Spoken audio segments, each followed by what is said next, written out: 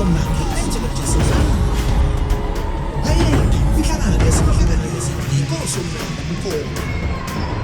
His Majesty, King Somnala, the Plentiologist.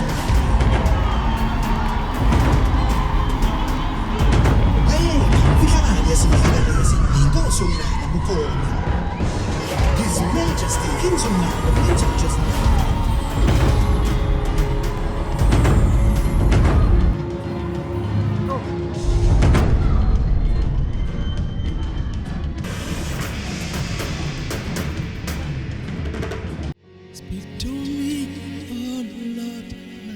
Yangena inala eZululand nge-prophetic consultation. Umhlahlo wasenaleni. Inkosi uSomnala, the Oracle of God, isivule ithuba lokuthi nawe mtubatuba kanye nophongola uzihlanganise nogcobo lwasenaleni nge-prophetic consultation ku-2022. Lapho imfihlakalo yasemaphakadeni izobe ixazulula izinkinga zakho, iphilise zonke izifo zakho ngezwi lesiprofeto bese uthola ikhambi uNkulunkulu wasenaleni.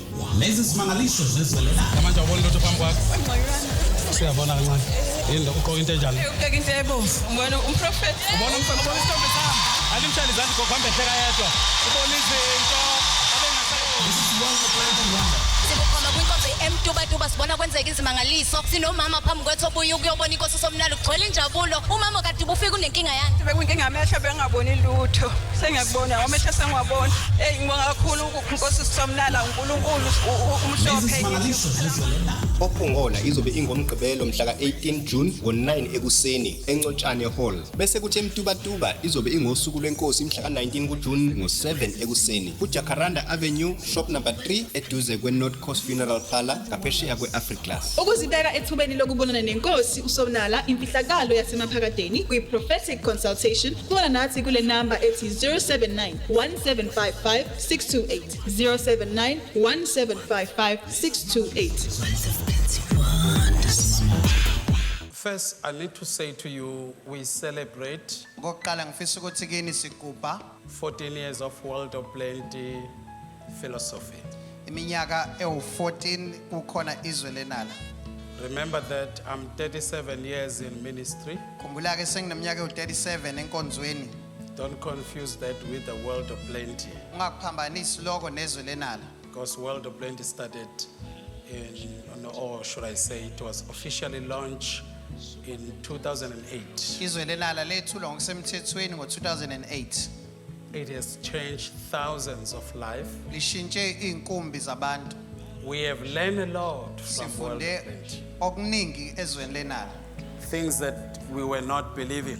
Izinto ebesingayikholwa. I'm going to focus tonight on what I call Ngizogcila namhlanje kusihlwa ke ngikubiza deepening Plentian mentality. ukujula emqondweni wobunala. Look at somebody and say deepening Bukoseduze kwakho uthi ukujula Plentian mentality. emqondweni wobunala. Come and say one more time. Deepening Ukujula Plentian mentality. emqondweni wobunala. Let's define first what is mentality. Ake siqale sichazele ligama elithi umqondo. A mentality is a way of thinking, Indlela ke yokucabanga, cast of mind, uhlobo lokucabanga, frame of mind, isimo somqondo, turn of mind. ukushintsha komqondo. Mentality is a way someone or someone's mind works. Indlela ke umqondo umuntu othile osebenza ngayo. It is a mindset. Uhlelo olusemqondweni. Mentality is a psychologically mental attitude or spirit. Indlela noma umoya obuka ngayo izinto ngokomqondo wakho.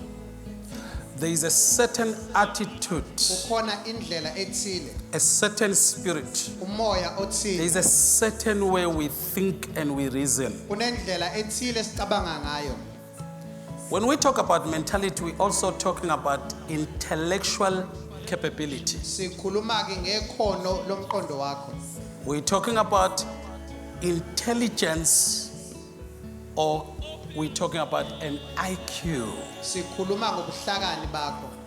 We're talking about comprehension. Sikhuluma ngendlela oqonda ngayo We're izinto. talking about your understanding of Sikhuluma things. ngokuqonda kwakho izinto. We're talking about the way you reason. Sikhuluma ngendlela oqonda ngayo. It is your rationality. indlela obuka ngayo izinto, powers of your reasoning, amandla okuqonda kwakho, wisdom, ukuhlakanipha, sense, muzwa, perception, indlela obuka ngayo, the ability to imagine and focus in life. indlela ke noma ikhono lokubuka izinto ngamehlo engqondo empilweni.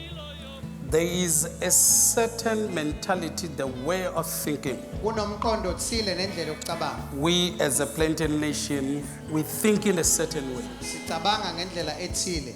We don't think like others think. Asicabangi njengoba abanye becabanga. What is the philosophy? Ake sichaze futhi ukuthi lisho ukuthini igama elithi philosophy. When we talk about the philosophy, Uma ke sikhuluma ngephilosophy, we're talking about the thought that you choose, sikhuluma ngomcabango owukhethile. the thought that you allow to think. Umcabango uvumela ukuthi uqhubeke nokucabanga. You see, thoughts are like flies that flies over your head.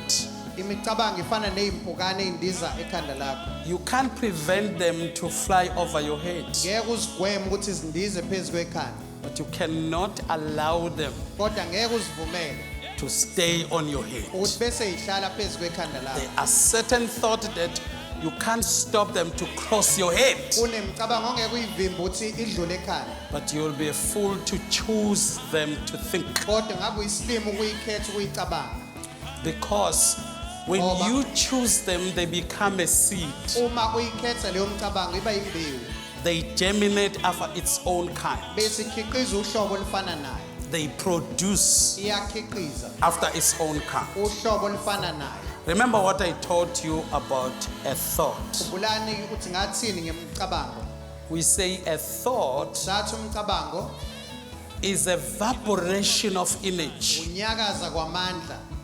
Therefore, if you are thinking negative, Uma wena ucabanga okubi, you are evaporating a negative energy against your life. unyakazisa amandla amabi azobhekana nempilo yakho. Are you hearing me? Niyangizwa?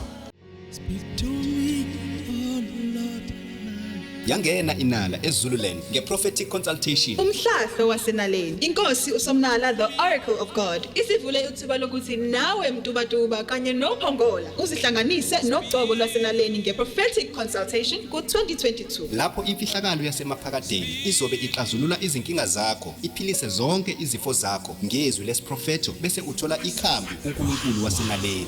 Lezi simangaliso zezivelela. Manje awubona lutho phambi kwakho. Siyabona kancane.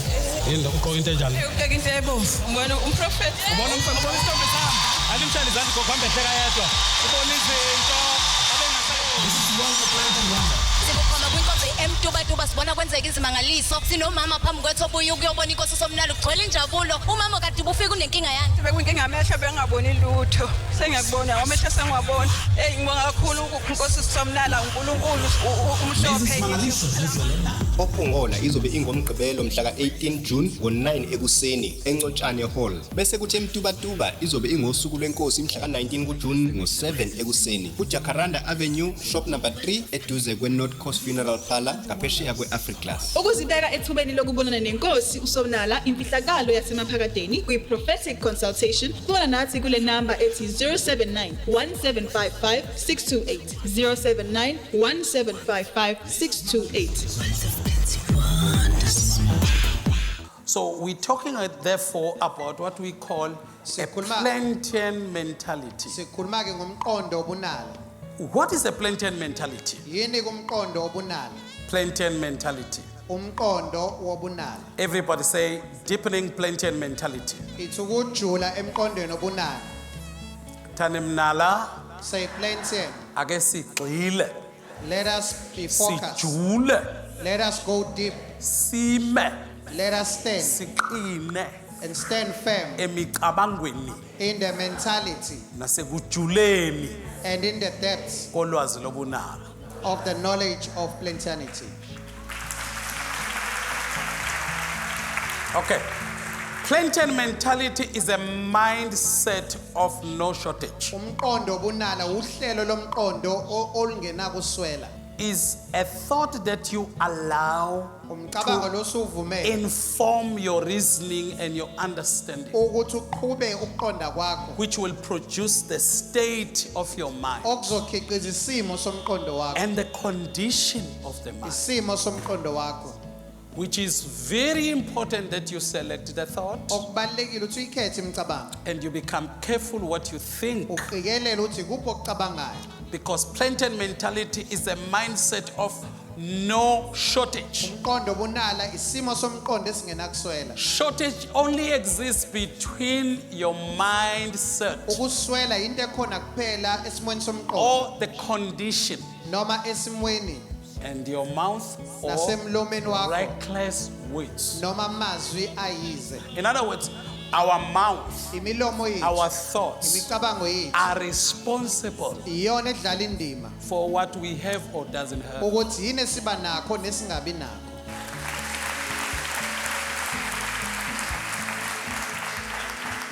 I can speak words mina ngakhuluma amazwi that can change your heart now. angayishintsha inhliziyo yakho manje Ngingakuphoxa uhambe kancane la endlini. I can embarrass you and you walk very slowly here I can use my words ngawasebenzisa amazwi wami to encourage you, ukukukhuthaza futhi to make you feel good. ukwenza uzizwe kahle I can speak words that can produce stress, ngawakhuluma amazwi azokunika ingcindezi depression, cindezeleka and you end up sick. ugcina usugula Plentian mentality is a mindset that holds the idea, belief that poverty is not the absence of money umqondo bunala isimo somqondo esikholele ekutheni ubumpofu akusingabikho kwemali and material things, noma into eyiphathekayo but it is a failure to locate your inbuilt kodwa ukuthi uhluleke wealth ukuthola ingcebo yakho riches. eyakhelwe ngaphakathi kuwe You can pray all you want, ngakhuleka uzofike la uthanda khona but if you fail to locate kodwa ma uhluleka ukuthi your uthole inbuilt riches, ingcebo eyakhelwe ngaphakathi kuwe our problem will look outside inkinga ourselves sihlale sibuka ngaphandle kwethu and then we end up copying what others do sigcine silengisa okwenziwa abanye and we have nothing of our own. bese singabi naloko ungumkhiqizo wethu Poverty is a condition of one's own mind. ubumpofu isimo somqondo womuntu It is not the shortage or the absence of things in your life. akusiko ukuswela nokungabikho kwezinto empilweni yakho Remember, the issue in life khumbula-ke indaba empilweni is not what you don't have. akusiyo lento ongenayo It is not what you are not. akusiyo into ongesiyo The issue in life kodwa indaba empilweni is what you think you don't have. ilento eyitshela ukuthi awunayo Is what you think you are not. ilento eyitshela ukuthi awusiyo That's your problem. ileyo-ke inkinga yakho There is no problem in life ayikho inkinga empilweni if you don't think problem. uma ungayicabangi inkinga Problem is only what you think is a problem. inkinga iyilento kuphela oyicabanga ukuthi inkinga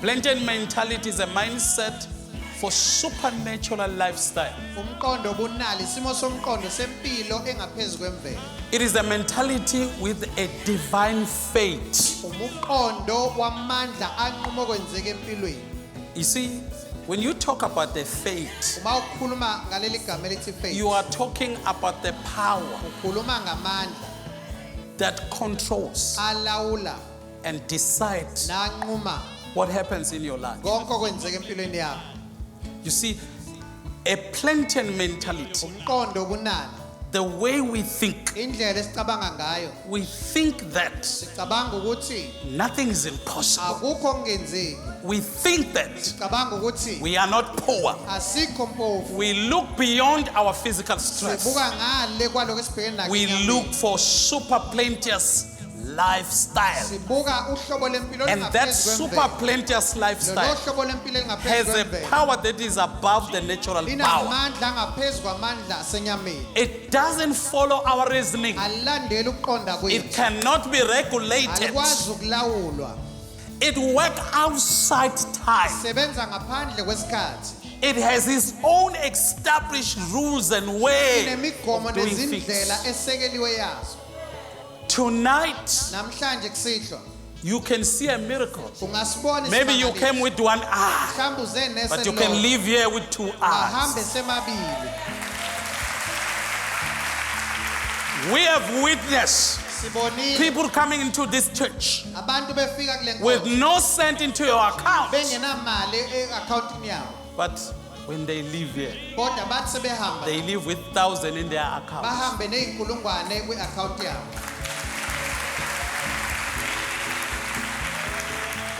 So we say Ngakho-ke sithi Plentian mentality umqondo kunala is a divine fate, amandla anquma a okwenzekayo. power that controls and decides everything Amandla alawula That nakho happens. konke okwenzekayo in a way that cannot be prevented ngendlela engenakugwenywa and explained. nengenakuchazwa. Let me tell you Ake kutshele what is going to happen into your life. okuzokwenzeka empilweni yakho They won't be able to prevent you. ngeke bakwazi ukukuvimba. You are going to a level Wena uyezingeni where what they say you cannot do, la bethi into ongeke uyenze khona they will see you doing. bazokubona usuyenza. Abafaki ibuko bazoyikhumula. Those who are wearing glasses Bethu will uthi take them off ngibone kahle. to see clearly. Abangafaki ibuko bazocika amehlo. Those who are not wearing glasses will start itching their eyes. Abanye baze babuze bathi uyena ngempela lo. Some will really wonder if it's really you. In the science, Science, your thought, umcabango your yakho, brain, chopho bakho, your mind umqondo has gases, unamagesi. and those gases are caused by the evaporation of energy. Lawo magesi abangokunyakaza kwamandla. That's what science explains. Iscience isho kanjalo.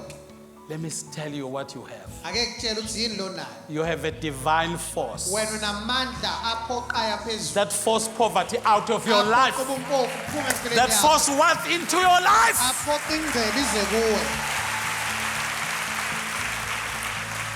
You see the word force, Leli gama elithi ukuphoqa noma amandla aphoqayo. it means the power or the ability Amandla noma ikhono to force things ukuphoqa izinto to happen. ukuthi zenzeke. But you have Kodwa wena a supernatural positive force unamandla amahle angaphezu kwemvelo aphoqa that force money into your account. aphoqa imali ize kwi-account yakho.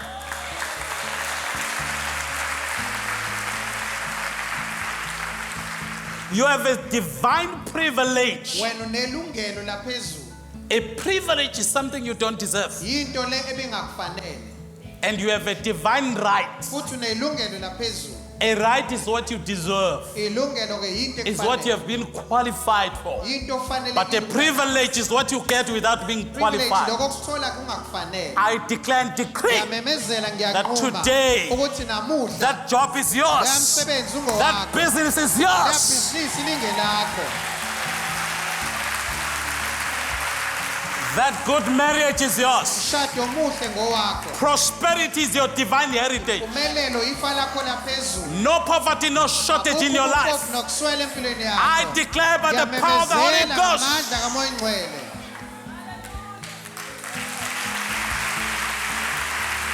Why? Kungani? Because you are a Plentian. Ngoba wena ungumnala. A Plentian is first and foremost a mindset, Ukuba umnala into yokuqala a mentality. Isimo somqondo. So, have a mindset. Ibake nesimo somqondo. Yangena inala eZululand nge-prophetic consultation. Umhlahlo wasenaleni. Inkosi uSomnala, the Oracle of God, isivule ithuba lokuthi nawe mtubatuba kanye nophongola uzihlanganise nogcobo lwasenaleni nge-prophetic consultation ku-2022. Lapho imfihlakalo yasemaphakadeni izobe ixazulula izinkinga zakho, iphilise zonke izifo zakho ngezwi lesiprofeto bese uthola ikhambi uNkulunkulu wasenaleni. Lezi simangaliso zezelelana. Manje awubona lutho phambi kwakho. Siyabona kancane. Yini uqoka into enjalo? Ubeka into ebomvu. Ngibona umprofeti. Ubona umfana ubona isithombe sami. Alimshayela izandla gogo ehleka yedwa. Ubona izinto abengasayi. This is one of Plentiologist. Sibukhona kwinkonzo emtubatuba sibona kwenzeka izimangaliso. Sinomama phambi kwethu obuye ukuyobona inkosi uSomnala kugcwele injabulo. Umama kade ubufika unenkinga yani. Bekuyinkinga amehlo bengaboni lutho. Sengiyakubona amehlo sengiwabona. Ngibonga kakhulu ukukho Nkosi Somnala uNkulunkulu Lezi umhlophe. simangaliso zizolena. Ophungola izobe ingomgqibelo mhla ka-18 June ngo-9 ekuseni eNcotshane Hall. Bese kuthi eMtubatuba izobe ingosuku lwenkosi mhla ka-19 kuJune ngo-7 ekuseni. kuJacaranda Avenue, shop number 3 eduze kwe-North Coast Funeral Parlour ngaphesheya kwe-Africlass. Ukuzibeka ethubeni lokubonana nenkosi uSomnala imfihlakalo yasemaphakadeni kwi-prophetic consultation bona nathi kule number ethi 079 1755 628 079 1755 628.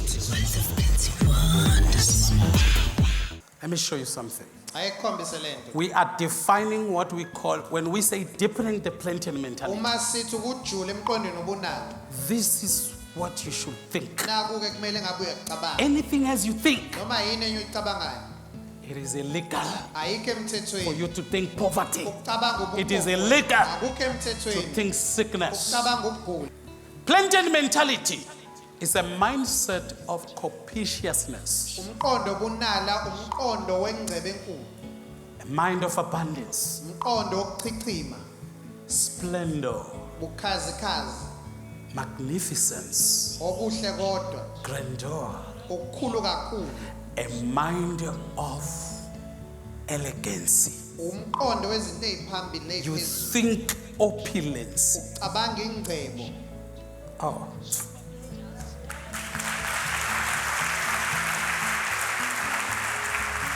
You don't think awucabangi what is happening around you. into eyenzeke eduze kwakho You influence wena uyathelela what happened around you. okwenzeka eduze nawe My God. Plentian mentality umqondo wobunala is a mind that thinks grandiosity, umqondo ocabanga ubukhulu bezinto lavishness, ingcebo nempilo entofontofo fastness, impilo ephambili prevalence, impilo ehlule ezinye predominance, impilo enengcebo supremacy. impilo engaphezulu kwezinye We are not likely. asikho kancane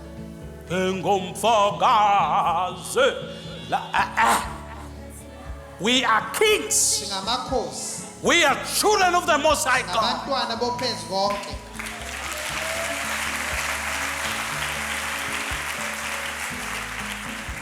We think supremacy, sicabanga ukuba phezulu ascendancy, cabanga ukuhlala uphila impilo ephezulu higher, higher, higher. phezulu naphezulu It means we are mounting up, kusho ukuthi siloku esinyukile flying higher, sindizela phezulu no descendancy, asiyi phansi forward, siyaphambili no backward. asibuyele emuva That's a Plentian mentality. qondo lobunala I'm going to show you how to think that. ngizokubonisa uyicabanga But kanjani now I'm showing what we think. manje ngikukhombisa ukuthi I'm sicabanga going to show you how to tune your mind, how to develop a positive thinking. ukuhlela kanjani ukucabanga okuhle But wait, brethren you can heal yourself ayiphilisa wena without calling the name of Jesus, ungalibizile negama without likaJesu calling God. You can use your thoughts ungasebenzisa imicabango to yakho heal you. ukuyiphilisa. You can use your thought to Ungasebenzisa imicabango release ukukhulula divine ura. amandla avela phezulu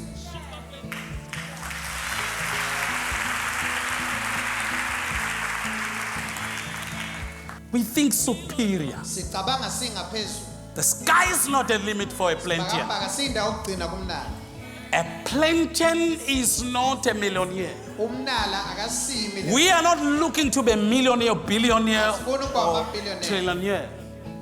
No. cha We don't worth what we have. asiziniki inani ngaloko esinako We outworth. kodwa singaphezulu ngengcebo We outvalue singaphezulu ngenani all the riches of this world kunayo yonke ingcebo yaleli put zwe together. ihlanganisiwe You are not rich wena ucebile because you have millions. ngoba usunemiliyoni You are rich ucebile because of the condition of your ngenxa mind. yesimo somqondo wakho Because a true riches is a product of an idea, khiqizo and the idea will produce umcabango the uyokhiqiza earthly wealth. ingcebo enkulu You see, riches comes to you ingcebo iza kuwe because you are rich in mind. ngoba uqale waceba emqondweni Your wakho mindset. isimo somqondo God did not become rich uNkulunkulu azange acebe when he created heaven, when he created gold, when he created all the wealth. na yonke ingcebo. But the wealth was the product of the rich God. Kodwa ingcebo yayumkhiqizo kaNkulunkulu ocebile. The wealth came out of God. Ingcebo yaphuma ngaphakathi kuyena uNkulunkulu. You don't have a child because you have Awubi given birth, nengane ngoba nakho usuzalile. but you have a child the day you conceive. Uba nengane ngelanga ukhulelwa. The fact that you can't see your riches, Ukuthi awukayiboni ingcebo yakho it doesn't mean akusho ukuthi you are poor. wena umpofu. No. Cha, Don't be fooled by the process. ungakhohliswa ukuhamba kwesikhathi. Sometimes you Kwesinye can isikhathi have $1 million in your account ungaba nemiliyoni kwi-account and sleep without food kodwa ulala ungadlanga until uze the time ushaye isikhathi for you to access ukuthi ukwazi ukufinyelela that million. kuleleyo miliyoni. You can be limited financially Ngenze ukuthi unemkhawulo kwezeyimali while you own all. kodwa ube umnikazi wakho konke.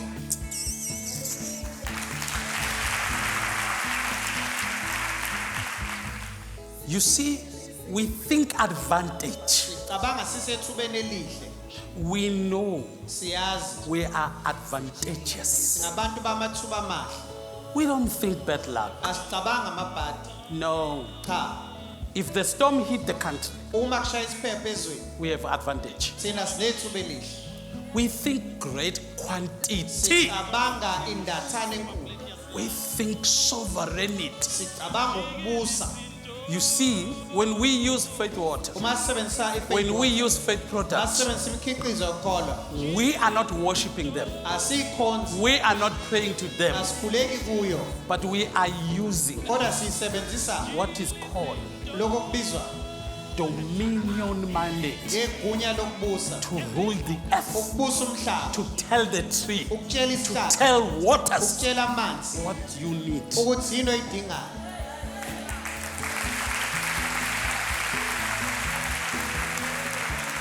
We understand the power in our mouth. Siyawaqonda amandla asemlomeni yethu. We can change things. Siyakwazi We ukushintsha can izinto. create things. Singayidala izinto. If that thing exists Uma lento ikhona and is not what we want, ingesiye lesifunayo, we can speak the weight singakhuluma izwi and change the bese situation. siguqula isimo.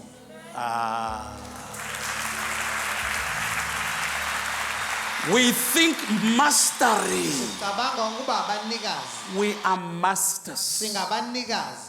Super plenteous minds. Sinomqondo That's what we possess. wempilo engaphezulu kwenani. Super mean beyond the natural. Leli gama lisho okungaphezu kwemvelo. Plenteous, Okuyinala, great in quantity, okuningi, okuyindathana, innumerable, okungabaleki, abundance, okuchichimayo, plenty, okuyinala, more than enough, ngaphezu kokwenele, overflowing, okuchichimayo, more than necessary, okungaphezu kokudingekayo, more than what we need. okungaphezu kosikudingayo.